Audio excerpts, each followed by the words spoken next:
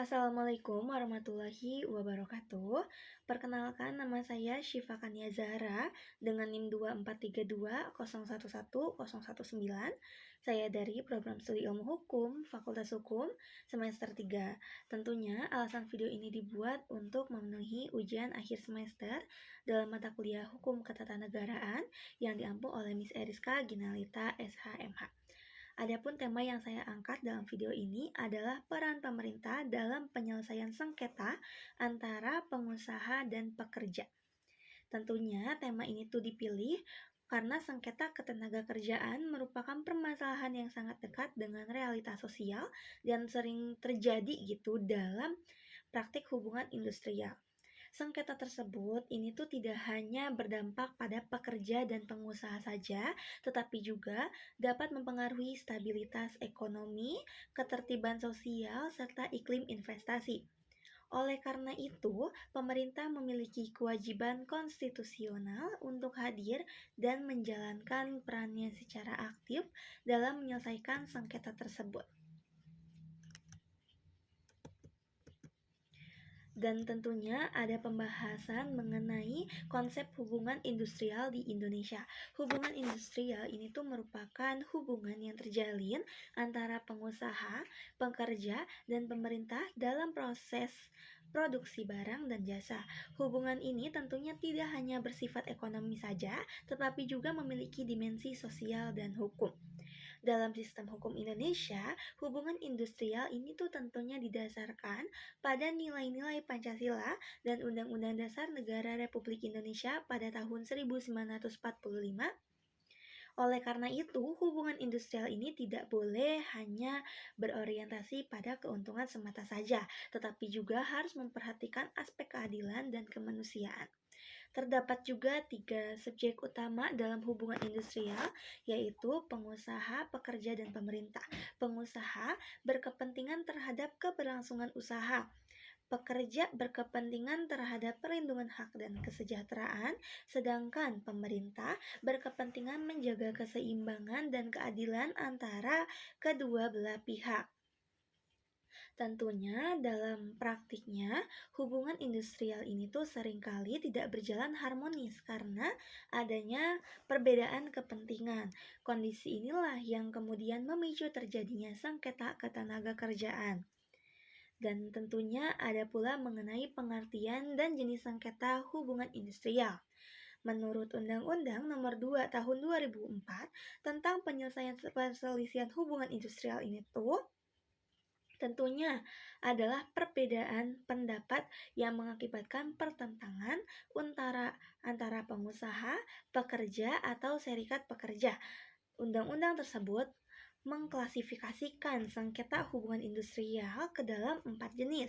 Yang pertama ada sengketa hak, yaitu sengketa yang timbul akibat tidak dipenuhinya hak normatif pekerja yang telah diatur dalam peraturan perundang-undangan, perjanjian kerja, atau perjanjian kerjasama. Dan selanjutnya yang kedua ada sengketa kepentingan, yaitu sengketa yang berkaitan dengan penetapan syarat kerja baru yang belum diatur sebelumnya. Dan yang ketiga yaitu sengketa pemutusan hubungan kerja atau PHK yang seringkali terjadi akibat perbedaan pandangan antara pengusaha dan pekerja mengenai alasan dan akibat hukum dari PHK tersebut. Ada pula yang keempat yaitu sengketa antar serikat pekerja dalam satu perusahaan. Keempat jenis sengketa ini tuh tentunya menunjukkan kompleksitas hubungan industrial dan pentingnya peran pemerintah dalam mengelola serta menyelesaikannya secara adil. Yang ada pula terkait landasan hukum peran pemerintah. Peran pemerintah dalam penyelesaian sengketa ketenagakerjaan ini tentunya memiliki dasar hukum yang kuat. Ada pada pasal 27 ayat 2 Undang-Undang Dasar 1945 menyatakan bahwa setiap warga negara ini tuh tentunya berhak atas pekerjaan dan penghidupan yang layak bagi kemanusiaan. Selanjutnya, Undang-Undang Nomor 13 Tahun 2003 tentang Ketenagakerjaan menegaskan bahwa pemerintah ini tentunya harus bertanggung jawab dalam memberikan perlindungan kepada tenaga kerja. Selain itu pula ada di Undang-Undang Nomor 2 Tahun 2004 secara khusus mengatur mekanisme penyelesaian perselisihan hubungan industrial dan menempatkan pemerintah sebagai pihak yang berwenang untuk memfasilitasi dan mengawasi proses tersebut. Dengan demikian, peran pemerintah dalam hukum ketenagakerjaan tidak dapat dipisahkan dari konsep negara kesejahteraan atau welfare state. Yang kelima terkait bentuk peran pemerintah penyelesaian sengketa. Nah, sebetulnya pemerintah ini tuh menjalankan perannya dalam penyelesaian sengketa ketenagakerjaan melalui beberapa bentuk. Yang pertama yaitu pemerintah sebagai regulator, yaitu dengan membentuk peraturan perundang-undangan yang mengatur hubungan kerja dan mekanisme penyelesaian sengketa. Ada pula yang kedua terkait pemerintah sebagai fasilitator, yaitu menyediakan sarana dan prosedur penyelesaian sengketa secara musyawarah dan dialog. Dan untuk yang ketiga, pemerintah sebagai mediator dan konsiliator melalui Dinas Ketenagakerjaan. Nah, tentunya dalam hal ini, pemerintah bertindak netral dan berupaya membantu para pihak mencapai kesepakatan. Keempat, pemerintah sebagai pengawas ketenagakerjaan yang bertugas memastikan bahwa pengusaha mematuhi norma kerja dan ketentuan hukum. Ada pula yang kelima, pemerintah melalui pengadilan hubungan industrial sebagai upaya terakhir apabila penyelesaian non-litigasi tidak berhasil. Terkait proses penyelesaian sengketa hubungan industrial. Nah, sebetulnya proses penyelesaian sengketa hubungan industrial ini tuh tentunya diawali dengan perundingan bipartit antara pengusaha dan pekerja. Apabila tidak tercapainya kesepakatan, maka dapat dilanjutkan dengan mediasi, konsiliasi, atau arbitrase.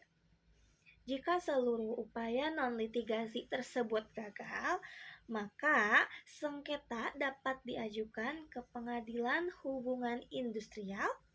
Dan tentunya hal ini menunjukkan gitu bahwa sistem hukum ketenagakerjaan Indonesia mengutamakan penyelesaian secara damai. Contoh kasus dan analisisnya. Nah, jadi sebagai contohnya nih, dalam kasus PHK sepihak, tentunya pemerintah ini tuh melalui Dinas Ketenagakerjaan dapat memediasi para pihak untuk mencapai kesepakatan mengenai pesangon dan hak-hak pekerja. Apabila tidak tercapai kesepakatan, maka tentunya pekerja dapat mengajukan gugatan ke Pengadilan Hubungan Industrial. Tentunya, dalam praktik hubungan industrial ini, sengketa ketenagakerjaan bukanlah hal yang bersifat teoritis mata saja, melainkan realitas yang kerap dihadapi oleh pekerja dan pengusaha. Maka dari itu, untuk memahami peran pemerintah secara konkret, diperlukan analisis melalui contoh-contoh kasus yang sering terjadi di lapangan. Tentunya contoh kasus ini tuh sangat penting karena dapat menggambarkan bagaimana hukum ketenagakerjaan bekerja, sejauh mana pemerintah hadir, serta bagaimana mekanisme penyelesaian sengketa diterapkan sesuai peraturan perundang-undangan yang berlaku. Tentunya pada bagian ini akan dibahas gitu beberapa bentuk sengketa hubungan industrial beserta analisis hukum dan peran pemerintah dalam penyelesaiannya. Nah, untuk kasus yang pertama, PHK sepihak tanpa pesangon. Kronologi kasusnya seperti ini. Seorang pekerja telah bekerja selama lebih dari 5 tahun pada sebuah perusahaan swasta tanpa adanya peringatan tertulis dan tanpa alasan yang jelas. Pekerja tersebut malah diberhentikan secara sepihak oleh perusahaan. Selain itu juga, perusahaan ini tidak memberikan pesangon maupun hak-hak lainnya. Tentunya pekerja merasa dirugikan karena pemutusan hubungan kerja ini dilakukan secara tiba-tiba dan tidak sesuai dengan ketentuan hukum ketenagakerjaan. Yang kedua, analisis hukum. Dalam hukum ketenagakerjaan, pemutusan hubungan kerja ini tuh tentunya tidak boleh dilakukan secara sewenang-wenang. Undang-Undang Nomor 13 Tahun 2003 menegaskan bahwa PHK harus dilakukan berdasarkan alasan yang sah melalui prosedur-prosedur yang telah ditentukan. PHK sepihak tanpa pesangon merupakan pelanggaran terhadap hak normatif pekerja. Tentunya dalam hal ini, pekerja berada pada posisi yang lemah karena kehilangan sumber penghidupan secara tiba-tiba. Yang ketiga, terkait peran pemerintah. Pemerintah melalui Dinas Ketenagakerjaan tentunya berperan sebagai mediator tadi. Tahap pertama yang dilakukan adalah memfasilitasi perundingan bipartit antara pekerja dan pengusaha. Jika perundingan tersebut gagal, maka Disnaker akan melakukan mediasi. Dalam proses mediasi, tentunya pemerintah bertindak netral dan mendorong kedua belah pihak untuk mencapai kesepakatan. Tentunya, pemerintah juga memberikan penjelasan mengenai hak pekerja dan kewajiban pengusaha sesuai peraturan perundang-undangan. Refleksi kasusnya, yaitu kasus ini tentunya menunjukkan pentingnya kehadiran pemerintah sebagai pelindung pekerja. Tanpa intervensi pemerintah, pekerja berpotensi kehilangan hak-haknya. Maka dari itu, pemerintah harus aktif dalam memastikan setiap PHK dilakukan secara adil dan sesuai hukum. Contoh kasus keduanya, sengketa upah di bawah UMP. Kronologi kasusnya seperti ini. Sejumlah pekerja di sebuah perusahaan manufaktur menerima upah di bawah upah minimum provinsi. Meskipun telah menyampaikan keberatan kepada manajemen perusahaan, pengusaha tetap membayar upah di bawah ketentuan yang berlaku. Tentunya kondisi ini berlangsung dalam waktu yang cukup lama dan tentunya dapat menyebabkan pekerja mengalami kesulitan ekonomi.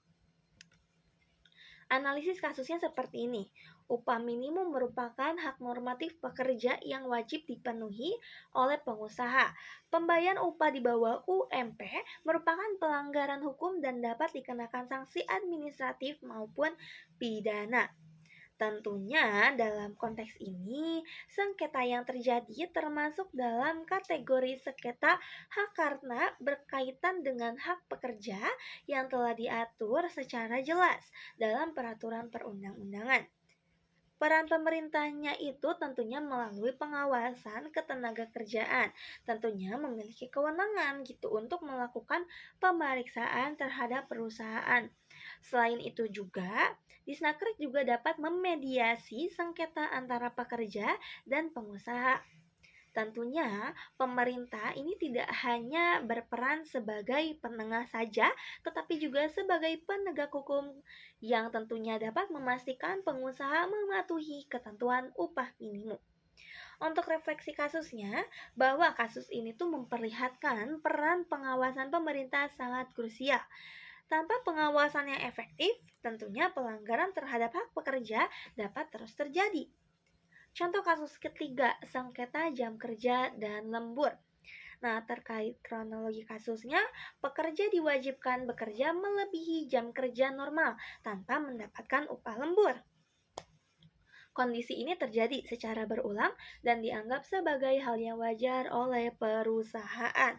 Untuk terkait analisis hukumnya, jam kerja dan upah lembur telah diatur secara tegas dalam Undang-Undang Ketenagakerjaan. Kewajiban bekerja lembur tanpa kompensasi merupakan pelanggaran terhadap hak pekerja.